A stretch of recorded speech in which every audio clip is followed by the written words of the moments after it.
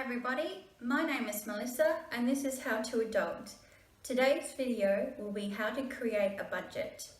If you enjoy this video, please like and subscribe and write me a comment. I'd love to hear from you. And with that, let's get started.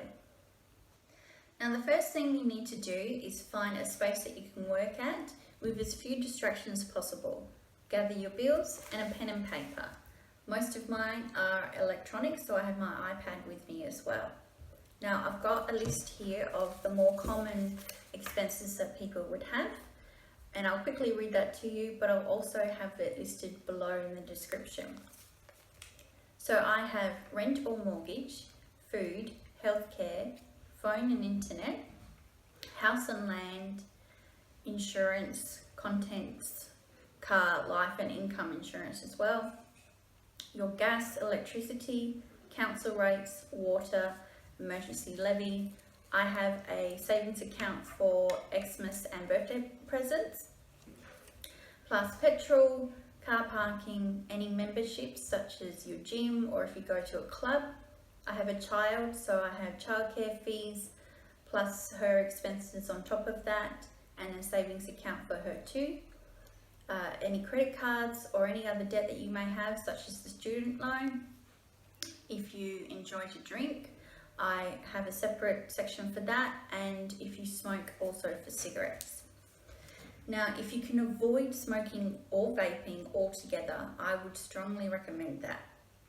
There are so many benefits to not smoking and so many downsides to smoking. For example, a pack-a-day smoker will spend around $10,000 a year just on cigarettes, and that's only the financial costs as well. Never mind the costs that it does to your own personal health. And the thing is, you don't look cool, you smell bad, and your teeth and fingers look dirty. And it's best just to not smoke. And when money's a bit tight, reduce your alcohol. You don't have to have alcohol to have a good time. You can just use a fancy glass, like me.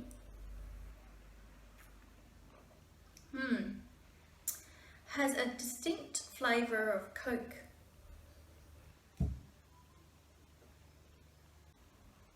So after you finish this, I would like you to add 3 more items to your expenses: an emergency savings, a fun money account, and a goal savings, which is when you want to buy something larger. Once you've done this, add them all together, write that down and put it to the side. We'll deal with that in a minute, and we can move on to your income. Now, if your income is consistent, this will be much easier, but if not, that's okay. I will give you some tips on that as well. Now, write down your regular income. If we start at the minimum amount that you get each pay period, then we know what we're working with, and anything extra just is a bonus. Once you've done that, extract your expenses from your income. Now the theory is that you should have plenty of credit left over after you've done that. However, that doesn't usually happen unless you've got a good budget or you've got so much money you don't know what to do with it, in which case I would consider some charitable donations, but I'll talk about that in an entirely different video. Now, it's not a problem that your expenses are higher than your income. That's what a budget is for, to figure out how to spend your money wisely. Now, you need to choose your have-to bills. These are the bills that are essential. And I actually have heard that a lot of people will not pay these bills, and instead they'll go out and buy something that they want, and then they are actually putting themselves at the risk of losing those essential services, which puts you in a much more dangerous situation. Which is why you need to choose your have-to bills now. Once you've done that, do the maths again and see how much income you have remaining after you've done that.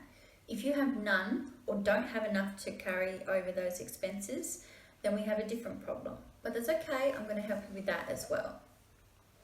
Now, you'll need to start figuring out ways to reduce your expenses, such as watching your use of electricity or tightening your food budget, or you might have to think about ways to increase your income.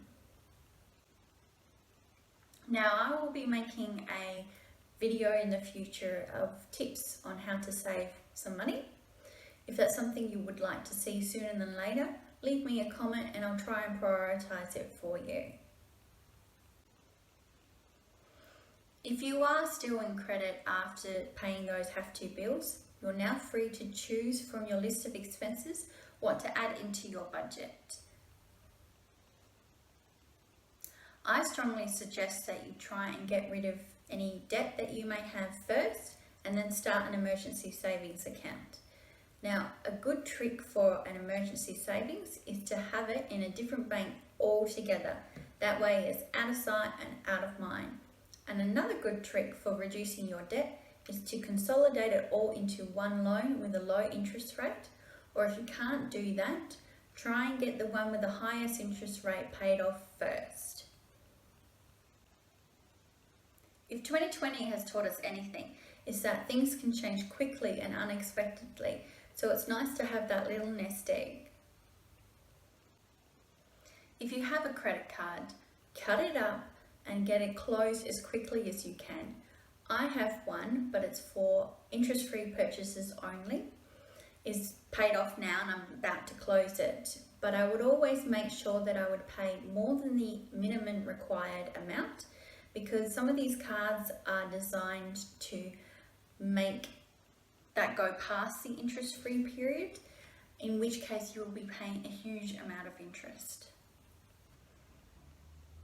Now, I would also like to add that if your income isn't consistent for paying those essential services bills, you can put a smaller amount on all the bills each fortnight, and then when you get that extra income, you can either put it on the bill straight away or put it in another account so you can pay that bill when it arrives.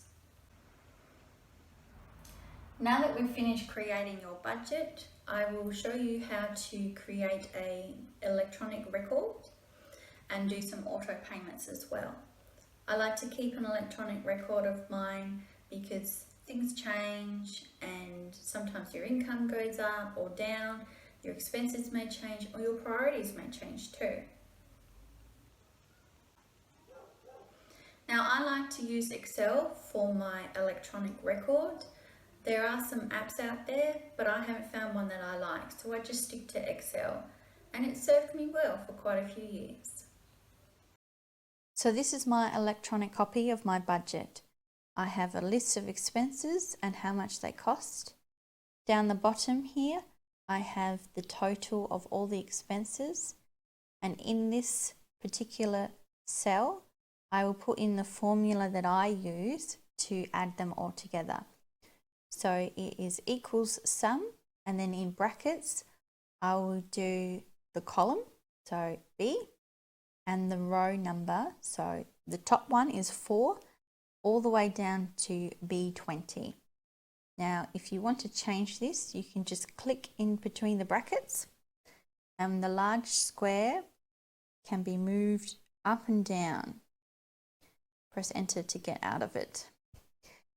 The one underneath that is the income that I earn each fortnight, and underneath that is the money remaining after taking away all of my expenses. The sum that I use for that one is equals sum, and in brackets again, I will do the column B, and I will use the money earned first, so 23, and then minus the one with the expenses total, so B22. That way, if I change anything here, it will update everything. It will update the expenses and how much it's left over afterwards. Once that's complete, we can set up your auto payments. I always set my auto payments because it means that I don't have to worry about paying bills on time or overspending accidentally before my bills are paid. I have some screenshots from my bank here, and I've removed some details just for privacy. Now, I have multiple accounts with my bank. I can do this because there aren't any fees and it helps me to keep everything separate. So I have an everyday account, personal savings account, joint savings account because I handle the finances in our home. I also have a birthday Xmas savings account, one for my council rates and rego, and my emergency levy. I also have my food shopping money in another account. And since I have a child, I have an account for her expenses and a savings account for her as well. So to set up your automatic payments, you need to select which account you're going to use to make these payments from. And then you open up either transfer if you're going to send it to one of your accounts, or pay bill if you're going to pay a bill. Now this is what it looks like if I was to transfer some money from my everyday account into my savings account. Now if I wanted it to be auto paid, then I would change it from today to reoccurring.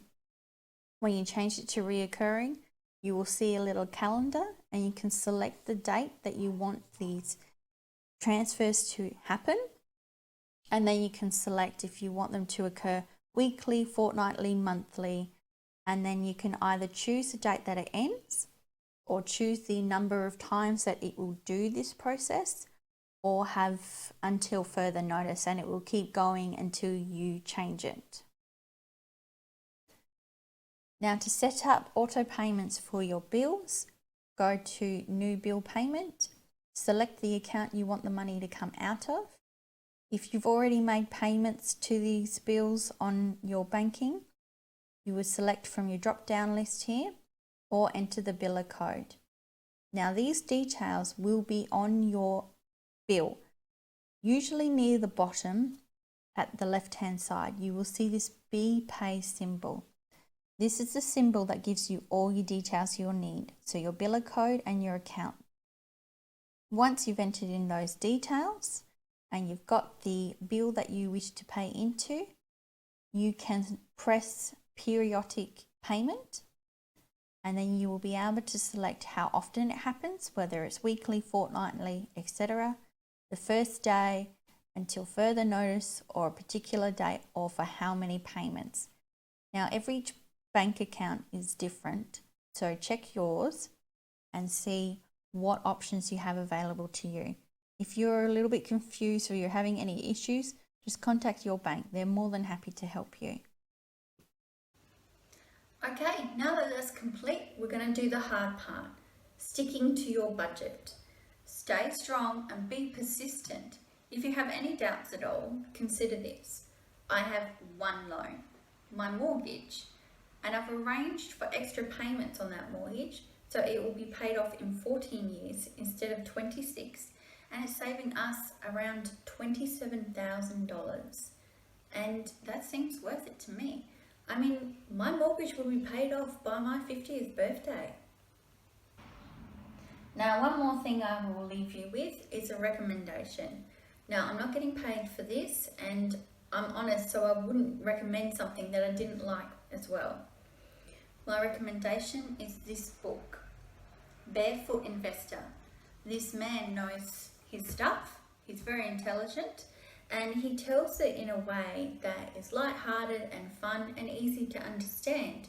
So I would strongly recommend that you go check it out if you want to learn more about how to handle your finances. Now for today's joke. How do you make the number 7 even? Take off the S. I like silly jokes. If you enjoyed that video, please like and subscribe. Leave me a comment. I'd love to hear from you guys. And I'll see you next time. Bye.